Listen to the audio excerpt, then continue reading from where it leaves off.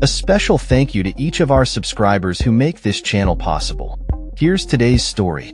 In a heated exchange on Wednesday afternoon, President Donald Trump and South African President Cyril Ramaphosa faced off in the Oval Office, igniting a debate over the contentious issue of alleged white genocide in South Africa. The meeting, which included South African billionaire Elon Musk, was marked by stark differences in perspective regarding the safety and treatment of white Afrikaners in the country.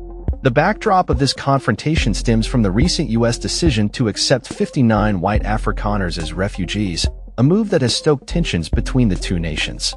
As the meeting commenced, Ramaphosa was asked what it would take to convince Trump that white genocide is not occurring in South Africa.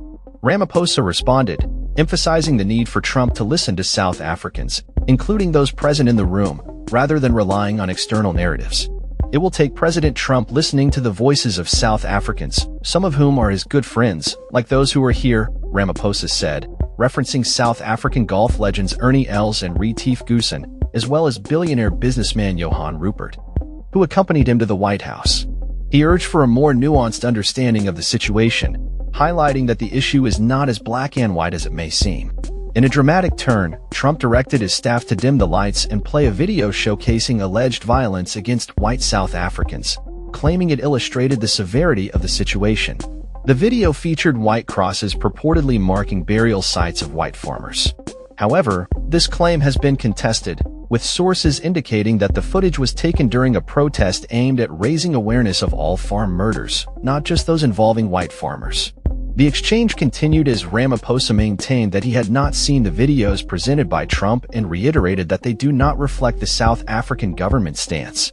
He firmly stated, "We are completely opposed to the language used in the footage," pushing back against the narrative that suggests a targeted genocide. Trump, however, insisted on the existence of a significant number of stories and documentaries that support his claims. He stated, "We have dead white people, dead white farmers, mostly, further fueling the contentious dialogue." Members of Ramaphosa's delegation also chimed in, clarifying that the focus should not solely be on white genocide but rather on the broader issue of crime affecting all South Africans, regardless of race. Ramaphosa pointed out that the majority of crime victims in South Africa are black, challenging the notion that the violence is racially motivated. "There is criminality in our country," he asserted, emphasizing that the narrative surrounding white farmers does not encapsulate the entirety of the issue. As the meeting unfolded, it became clear that the two leaders were grappling with a complex and sensitive subject that has implications for both domestic and international relations.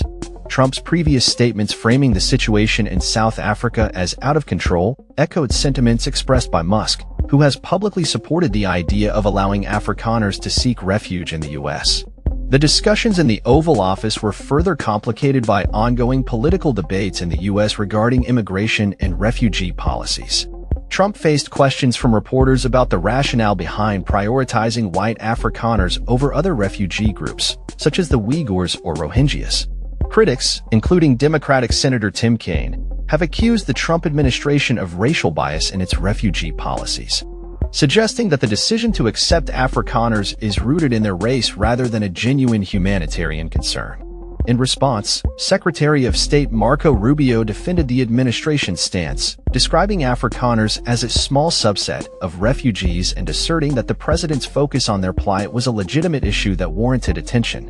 However, Kaine challenged this perspective, citing the inclusion of Afrikaners in the South African government and questioning the validity of claims regarding their persecution.